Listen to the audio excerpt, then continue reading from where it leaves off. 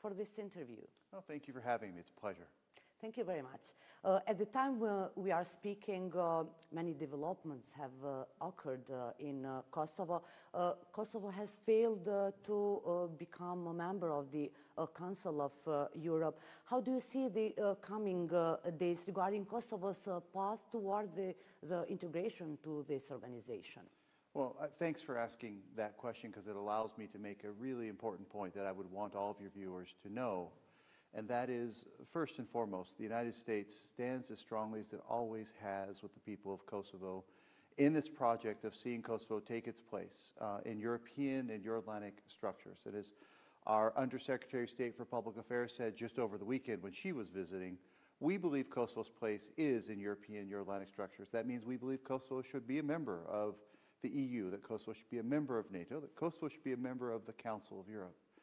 Those things don't just happen automatically, of course, and part of what our diplomacy has been about is to help the government of Kosovo do the things that are necessary to advance its membership. And that brings us now to this question of the Council of Europe. As you noted, there was a meeting of the Council of Europe last week. Kosovo's application for membership was not included on the agenda. That's unfortunate from our perspective. As I said, we would like to see Kosovo as a member.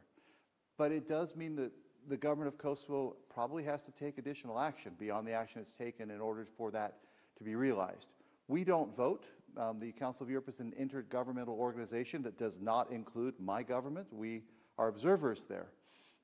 But our advice to the government of Kosovo, as well as the advice of our European partners, is to do the hard things that they are asking for, which we believe will be to the benefit of the people of Kosovo, so that the membership can happen.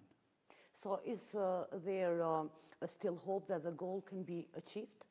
Of course there's hope that the goal can be achieved, and I'm confident that in the future we will see Kosovo as a full member of the Council of Europe. But I will say again, that doesn't mean it will just happen automatically. There are some specific things that the government still has to do that its partners and friends have asked it to do. I will note from a U.S. perspective, our advice to the government has been to take the action requested by other countries in the Council of Europe to show its clear and firm commitment to minority rights. A lot of member states of the Council of Europe have asked Kosovo to take the step of taking the EU proposed draft to establish a association of Serb majority municipalities and to move it to Kosovo's constitutional court. And on that basis, I think many European states have suggested they would be prepared to consider and positively consider Kosovo's membership application in the Council of Europe. We encourage that step because we encourage Kosovo doing what it needs to do to get that positive vote. We want to be strong, effective advocates for Kosovo, but that means the government has to do things that allow us to be strong and effective advocates. Yes, Mr. Ambassador, shortly before the vote in the Parliamentary Assembly of the Council of Europe, it was Mr. Escobar who first pointed out that Kosovo has not yet met all the conditions mentioning the association. Do you think that Kosovo misunderstood this message or did not want to understand it? So I don't know if it's for me to say whether the government understood or chose not to understand. I just hope the government does understand. And what I want the government to understand is two things. One is Kosovo has many friends, and those friends want to see Kosovo in organizations like the Council of Europe. But two is those friends want to see additional action taken so that they can be confident in its commitment to minority rights and human rights. One of the most visible ways of doing that, which we have all recommended, is taking this important step of this EU draft of an Association of Serb Majority Municipalities and moving it to the Constitutional Court. It strikes us that that is an important thing for Kosovo without reference to the Council of Europe because it will help ensure appropriate protections and support for the ethnic Serb community in Kosovo, but it also unlocks and opens this pathway that we want to see Kosovo go down. Yes, in this point, the Foreign Minister of Kosovo, on the day of the vote in the Council of Europe, promised that by the end of May, the draft of the association agreement will go to the Constitutional Court. Do you have any indications that this will happen? And have you spoken with the Kosovo's government about this promise? Well, my understanding is while that offer was made in a letter by Deputy Prime Minister and Foreign Minister 𝐫𝐭𝐤𝐥𝐢𝐯 to Council of Europe authorities, that she has also since said that that offer is no longer relevant or I think in place. This question of what draft and how it goes is an important one. And obviously it is a sovereign choice of the government of Kosovo of what statute it chooses to develop and what it would ultimately seek to enact or send to a constitutional court. But I will say that the draft provided by the European Union, this draft statute for an association of Serb majority municipalities, enjoys a number of unique and important advantages. First, it was presented to Kosovo by the EU Special Representative Miroslav Lajčák on behalf of the European Union, but in the presence of very senior officials from Germany, France, Italy, and the United States. All countries you would want to have supporting Kosovo in its membership application. Second, the European Union as a union has subsequently said that it endorses the statute. So you have this draft statute that has the full support of the United States, the European Union, individual member states, the EU,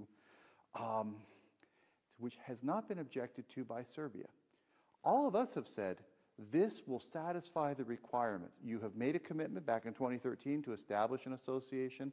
This draft will satisfy the requirement. And one more point, we believe strongly that it is done in a manner that respects the very concerns identified by the government of Kosovo. We agree there should not be a new Republika Srpska in Kosovo. We agree that the Association of Serb Majority Municipalities should not have executive authority, should not create a new layer of government, should not impede the good functioning of the Kosovan state, and should conform fully with Kosovo's current constitution. This draft, we believe, does all of that. There are some who argue that this draft statute needs to be improved or perhaps is not fully consistent with Kosovo's constitution.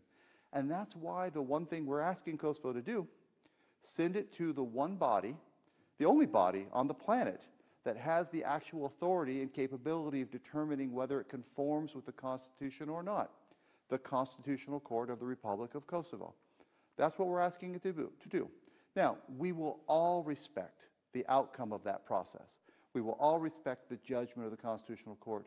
Given all those advantages, it's hard for us to understand why the government might want to consider a different draft that probably won't enjoy all the advantages I just laid out. So we're hoping, in our efforts to see Kosovo advance in its European path, that the government will take our advice. So this step is necessary for Kosovo. I mean the association. Yes, the United States has been on record for a very long time in various administrations. Our European partners are on record for a very long time. Kosovo made a commitment to establish an association of Serb majority municipalities. It made it in the EU-facilitated dialogue.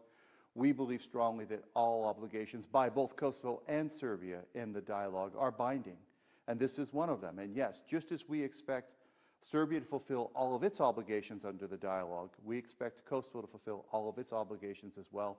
And for Kosovo, that includes on an urgent basis from our perspective, moving forward with the association, sending a draft statute to the Constitutional Court for constitutional review.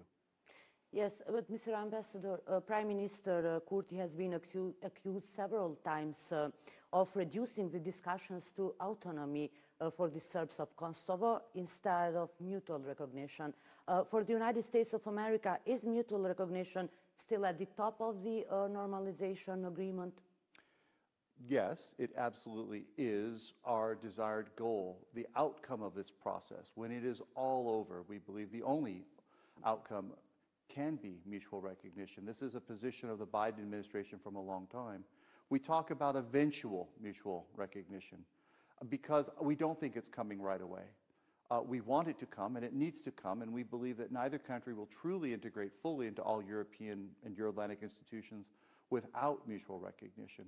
But right now what we're working on, as we talked about last year at the time of the Brussels Agreement and the OCRID Implementation Annex, is an interim step, a way forward, a commitment, a set of commitments and obligations that would reposition the relationship between Kosovo and Serbia so that they can stop worrying about security threats from one another and stop worrying about things like license plates and ID cards and peacefully coexist and allow both countries to get on with important work that allows them to integrate into European and Euro-Atlantic structures.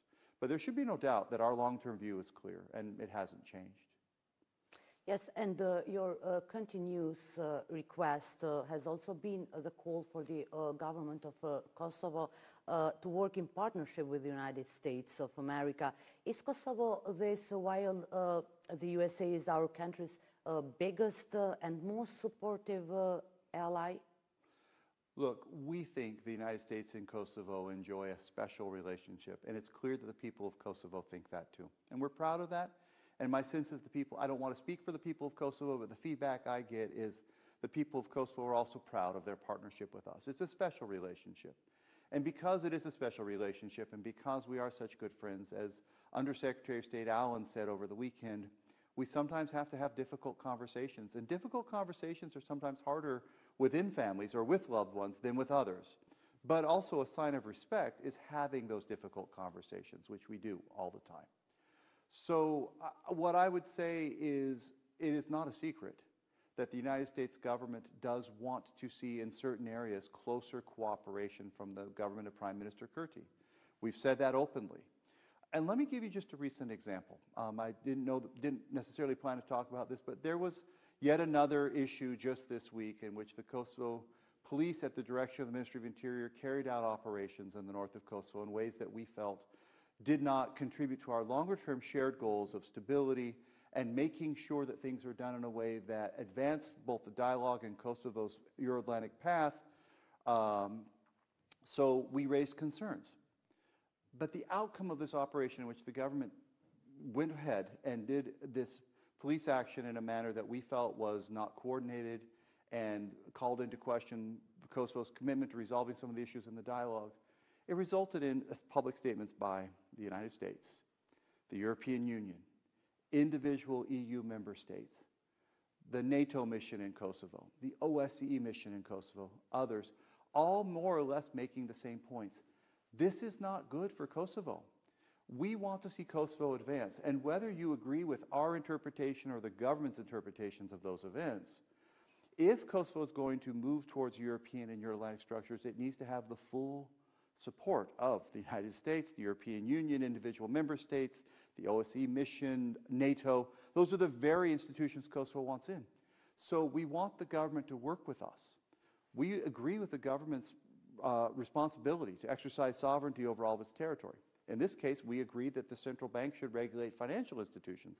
But the manner in which this is done, and the way in which this is done, and the way in which there's coordination with us to ensure that doing it doesn't necessarily call into question or disturb ongoing discussions and dialogue or create additional challenges for or signals to the minority communities, we want that level of cooperation. I hope we will get it, but I have to say that I've had to say this a few times, and I haven't seen that increase in cooperation yet that we're hoping to see. Mr. Ambassador, thank you very much for being with us tonight. Thank you. It's always a pleasure. Thank you very much.